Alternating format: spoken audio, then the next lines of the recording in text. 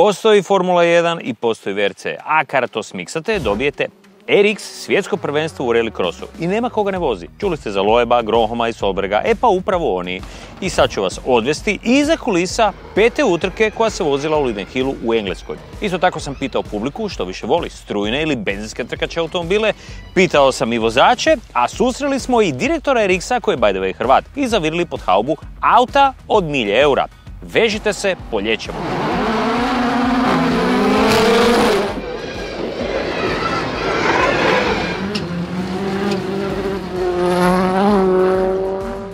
Koje auto ćete ovdje pronaći? Iskreno, sve. Imate klasu najsnažnijih benzinaca, strujića, pa čak i skupinu nekadašnje grupe B. Jedno jedino pravilo je ovdje da auti moraju biti brzi i atraktivni, jer publika dolazi gledati upravo akciju. Auti za Rally Cross su puno drugačiji u odnosu na obične ralijaške aute. Jači su, bučniji su, imaju između 500 i 600 konja, pogon na sva 4 kotača i killer se nalazi straga. Zašto? Zato što želiš udariti protivnika sa branikom i ne oštetiti killer, znači voziš dalje. Uz to vozi se i na različitim podlogama, a u jednom krugu ćete pronaći makadam, asfalt i skokove. I publika ovdje dolazi na svoje. Automobili iz ere grupe B, svi na jednom mjestu. Audi S2, Valter Oli vozi ovako. Eto, Lancia Delta Integrale, apsolutna kraljica ralija, auto pripremljen za Rally Cross. Što ovdje imamo 205-ica, ali Vatana je vozi ovako. Ford RS 2000, kada su zabranili grupu B, onda je ovo bio apsolutno legendarna Rally Cross. I imamo još dva legendarna auta. Renault 5 Turbo, centralno smješten motor i auto sa 6 cilindara, atmosferski MG. Fenomenalan zvuk, međutim malo kraći međuosovinski razmak. Auto nikad nije bio dobar u grupi B, ali izuzetno atraktivan. Prvo pitanje je koliko ovi auti imaju konja? Ja ću vam reći, preko 500, ali vam nijedan vozač to neće priznat. Utrka traje svega nekoliko krugova i zato se voze i specijalne gume.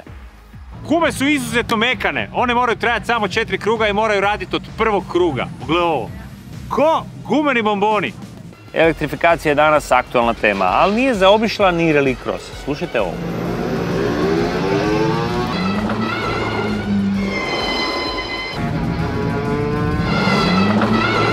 Ovo zujanje dolazi iz mjenjača s ravnim zubima. U odnosu na benzince, auti imaju odličan odziv na gas, pa su utrke naročito u ovoj klasi jako atraktivne. Ali smo zato pitali publiku što više voli.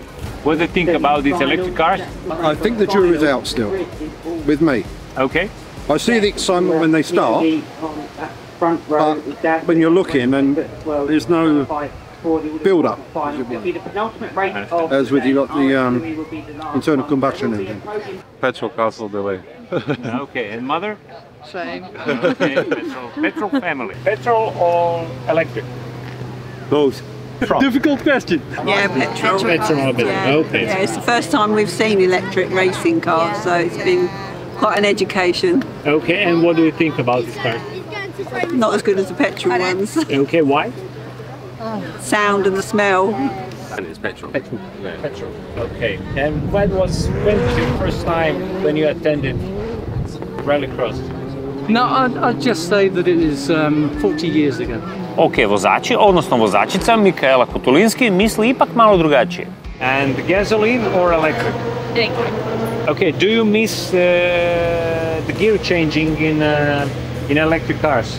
I have to say, I mean, coming into Extreme and coming into this RX3 car, I find it perfectly fine. I mean, it is a different thing, but you know, times are always changing and things are changing, and in order to change with the world and the evolution, you have to come up with the new things. And there are some new things that have to do when it comes to driving electric. You can change the car while driving, power distribution and so on. So there are so many more features that you can work with now compared to before. And I believe it's really cool to be in this development. Well, I have most experience on tarmac, so I need to learn more on gravel. I'm working on that part, so I say gravel then, but tarmac. So. I za kraj jedno malo iznenađenje. Rukovodeći čovjek utrke je naš čovjek, Lyden Dedić. On ima direktorsku palicu koju već dugo vremena upravlja svim procesima RX-a. 12 godina. Počelo je sve u stvari ovdje 2011. mislim da za Uskrs. kad je bila prva utrka, i sad 12 godina kasnije 120. Pošto se radi o kratkim utrkama od tek par krugova, vozači se međusobno udaraju i čitava staza je pokrivena gomilom kamera, a organizator kažnjava svakoga za nesportsko ponašanje. Znači imamo 12 kamera naših stacioniranih i imamo 7 kamera, odnosno 8 TV kamera. Imamo sve snimamo u ove uređaje i možemo sve pregledati u svakom trenutku. Kad se tak nekaj desi, pogledamo šta je bilo. Ako mislimo da treba prijaviti da je neko kriv, žiri donosi odluku, znači radimo eksport snimke, šaljemo žiriju i predlažemo kaznu. Do sad pa bilo je nekakvih 6-7 odluka. 6-7 odluka? Da. U 2 dana? Je to mirna utrka? To je mirna. To je mirna utrka. Zna biti po 30. Ok, i za kraj smo čopili jednog od glavnih inženjera Hansen tima, koji nam je objasnio sve o najsnažnijem bolidu ovdje. The difference between this car and the electric and the gasoline car. Yeah, so the gasoline car is obviously, first and foremost, you have the engine, the power unit is in the front of the car. Okay. And it's one unit. In the electric car, we have 2 power units, one in the front and one in the rear. So quite a lot of difference in the way the car behaves in that respect. In the gasoline car, we have, of course, the gearbox. There we have 6 gears inside. This, we don't have any gears. So the driver here doesn't need to change any gears. The motor speed from 0 to maximum is enough to achieve the speed that we need to travel. And how much rev the engine gives? In the petrol car, we run to around 9,000, and this runs to around 13,000. And differential? Yeah, so we have differentials, a little like in the petrol car we have the front and rear diff. This also has front and rear diff. But the key factor, and something that's been very interesting in the beginning of using these cars, is they are not connected. In the petrol car, they are connected with the prop shaft. Okay. These are completely separate to each other. This makes it very tricky when we are doing our job, setting up the car, trying to make the driver happy, to link the front and rear to make the car feel truly like a four-wheel drive. It is, of course, a four-wheel drive car. We use the speeds of the motors to try and determine what's happening, and then within the software we get some help there also, but it's very different. And did you manage to get the drivability of the car like the gasoline car? Drivability is all the time improving, but that's our job, you know, so we need to work on that every event. Never do we say, okay, there it is, it's ready. So answer is? Close. Okay. We don't have to wait for the turbo, we don't have to, when you ask for an amount of power, you get it. Yeah. So in many ways it's much better.